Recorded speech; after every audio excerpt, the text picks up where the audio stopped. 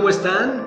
Me da gusto saludarles una vez más en este podcast Psicología de la Vida, donde damos la bienvenida a la psicóloga Natalia Carolina Barbosa. Hola Natalia, ¿cómo estás? Hola, muy bien. Muchas gracias por invitarme, querido Alfredo. Gracias a ti, bienvenida. En esta ocasión vamos a hacer un podcast especial. Dada la situación que estamos viviendo, nos han pedido que hablemos de las partes psicológicas que están envolviendo a este problema, a esta pandemia del coronavirus. Sobre todo porque se están empezando a dar algunos acontecimientos a partir del evento del coronavirus que nos hacen necesario reflexionar un poquito acerca de los problemas psicológicos, además de los económicos, de los sociales, de los médicos, de los laborales. Meternos un poquito en esa parte que está sucediendo, que es la parte mental. Al estar en confinamiento, al estar ante la incertidumbre de lo que está pasando, un problema global que no veíamos desde tal vez la Segunda Guerra Mundial, un problema global que nos tiene a todos muy preocupados. Entonces, yo te pregunto, Natalia, ante este panorama, ¿qué es lo que pasa con nuestra salud mental, con nuestra parte psicológica? ¿Cómo afrontamos esto? Bueno, primeramente hay que identificar las emociones que prevalecen en esta situación adversa, ¿sí? Uh-huh. Es natural que nos sintamos con miedos, frustraciones, incertidumbre, angustia, estrés. Es muy natural, es hasta un mecanismo defensivo de nosotros para hacer frente a esta situación tan difícil que se está generando. Por eso es totalmente natural sentirse así y el primer paso es identificar cómo me siento y no negar estas emociones, sino aprender a trabajarlas para que no se maximicen. Ok, entonces partimos del hecho de que es algo normal o algo natural, como un mecanismo de defensa, el que sintamos ese miedo, esa ansiedad de alguna manera, porque no sabemos a qué nos estamos enfrentando ante una situación tan complicada. Y bueno, platicábamos alguna vez también de que es como parecido a una película de terror, ¿no? Es algo como que algo que nos sobrepasa finalmente y tenemos que reaccionar de alguna forma.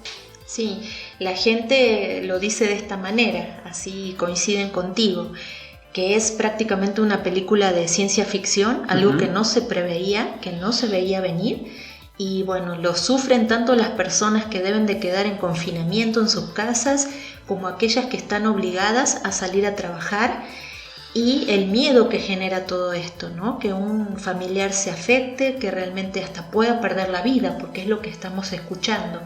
Por eso tener la total empatía con nuestras emociones y que es natural sentirse de esta manera, ¿sí?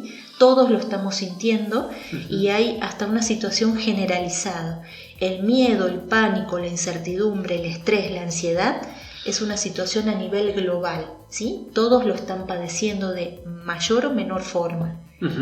Ok, vamos a tratar también de dimensionar un poco qué sucede con las personas que anteriormente ya tenían ansiedad, gente que antes de esta pandemia ya tenían cuadros de ansiedad, de angustia, de depresión inclusive.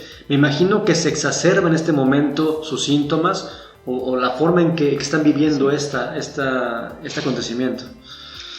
Bueno, las personas que ya padecían una ansiedad, un trastorno de ansiedad previo, un problema mental en este aspecto, se van a maximizar, ¿sí? Esas personas que tienden al pensamiento rumiante, a los pensamientos obsesivos, a angustiarse de sobremanera, pueden devenir en dos patologías que se están viendo ahorita, ¿no? Como es un trastorno obsesivo compulsivo, que es un cúmulo de ansiedad muy, muy fuerte, con mucha carga de ansiedad, que para controlar mi interior trato de controlar el ambiente, ¿sí? Esto es, empiezan con rituales obsesivos, con fobias, con conductas obsesivas, ¿sí? Porque no puedo controlar lo que está pasando interiormente, me siento con tanto miedo, hasta crisis de pánico, que trato de controlar lo único que puedo. Esto es el ambiente y se vuelven muy obsesivos. El entorno. Sí, el entorno, exactamente.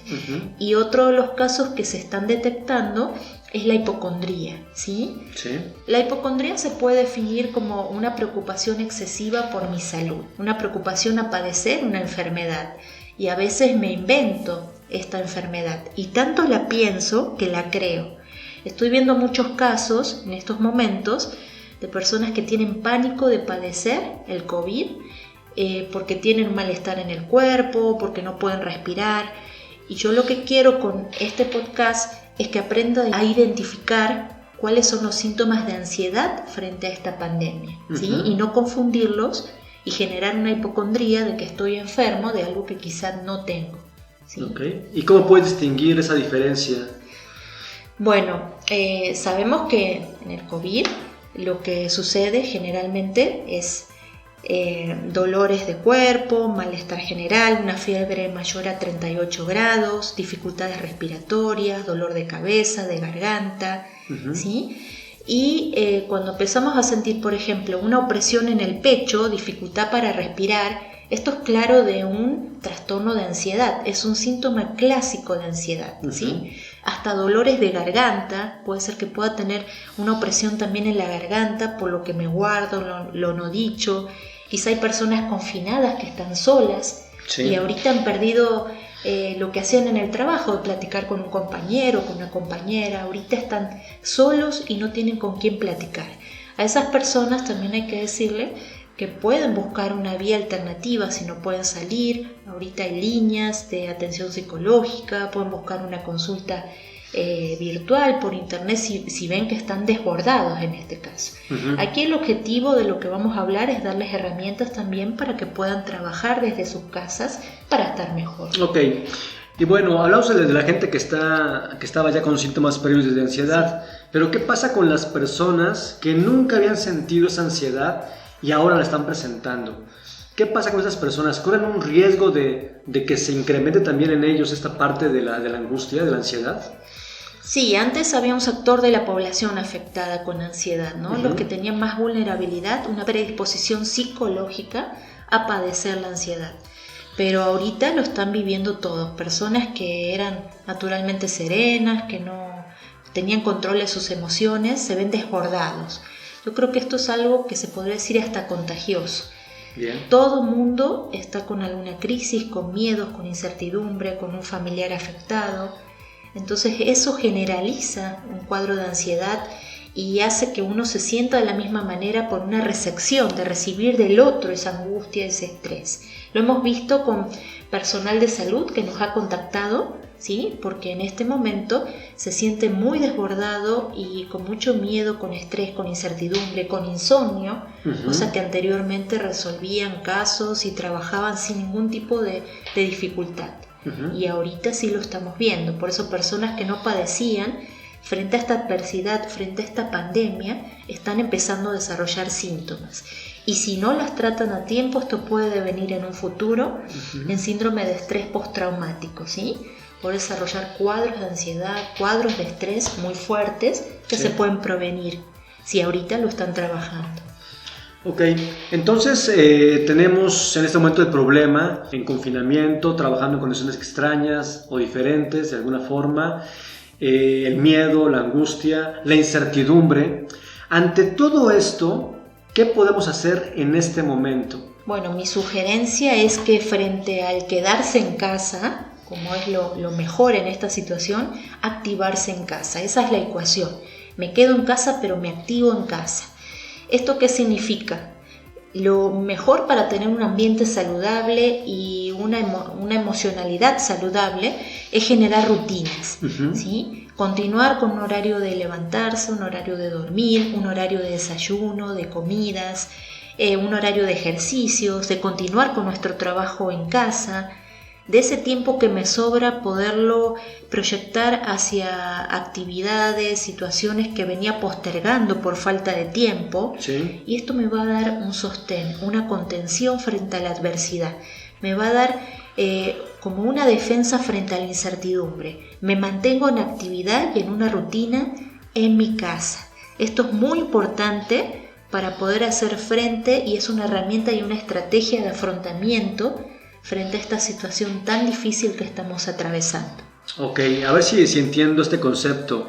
Lo que estás diciendo es que uno cuando está en casa, encerrado, tendemos a romper la rutina que teníamos. De repente no nos bañamos todos los días tal vez, o no nos cambiamos de ropa, nos dejamos la pijama, comemos a las 8 de la noche, desayunamos a las 2 de la tarde, en fin. Trastocamos todo nuestro sueño, nuestro descanso, nuestro aprendizaje, nuestro trabajo, todo lo volteamos al revés porque estamos en una situación anormal y eso nuestro cuerpo lo resiente, nuestra mente lo resiente. Y si además de la situación externa le agregamos que también nosotros por dentro estamos también como que en una crisis interna, o es lo que reflejamos con nuestra actividad, nuestra actitud, va a ser más complicado que afrontemos de una manera sana toda la situación. Sí, es muy importante lo que acabas de decir. El hecho de que no me mantenga en pijama todo el día, que no me bañe, que no tenga rutinas, eso va a hacer que mi cuerpo lo resienta. Totalmente de acuerdo. Por eso es muy importante que establezcan una rutina para poder estar lo más saludables posible y después poder tener herramientas para adaptarse nuevamente a la realidad, porque esta situación, aunque nos parezca difícil, va a pasar. Y si rompemos con esas rutinas, va a ser muy complicado, muy problemático adaptarnos nuevamente a la realidad, ¿sí? A la afuera. Entonces es una estrategia de afrontamiento y de poder preservar nuestra salud física y emocional, ¿sí? Sí, entiendo el concepto y qué bueno que lo platicas, porque la gente que nos escucha puede empezar por esa parte, por generar una rutina en su vida diaria para poder de alguna forma vivir en normalidad, entre comillas, y poder acercarse a esa naturalidad y no verse tan afectado en la parte mental y en la parte física. Este podcast pues evidentemente da para más. Me gustaría que en futuros podcasts podamos también hablar un poco de técnicas que podemos usar también en nuestra casa, con nuestra familia, y también muy importante, cómo podemos también ayudar a la gente que nos rodea para que no se vea afectada de forma mental en este proceso, que también es muy importante, a nuestros hijos, a nuestros padres, a nuestros amigos. ¿Cómo podemos todos juntos ayudarnos para poder salir adelante? No sé qué te parezca seguir hablando más adelante en otro podcast de este tema. Sí, creo que este tema da para mucho más y siempre en lo que podamos ayudar y aportar para que puedan estar bien, cuentan con nuestra ayuda, así que nos pueden dejar sus comentarios, nos pueden dejar sugerencias y estaremos ahí para poder ayudarlos a sobrellevar de la mejor manera esta situación adversa y, como siempre digo, volverse fortalecidos, resilientes, ¿sí? Así es, en la parte de aquí abajo del video pueden agregar algún comentario si desean que hablemos de algún tema en particular que les interese o que les inquiete. Vamos a profundizar en ello. Es muy importante que nos comenten, que nos cuenten cómo se están sintiendo, qué está pasando, para que podamos también tomar esos temas y hablar de ellos. Igual también estamos también en Facebook, en Instagram como CD Humano y Psicológico, para que nos sigan. Igual si quieren tener más información también de la página, suscríbanse para que podamos también por ahí acompañarnos con más material del que estamos en este momento produciendo. Sí. Gracias, Natalia. Bueno, gracias, Alfredo, y un saludo, un abrazo a todos. Ok, hasta luego. Bye.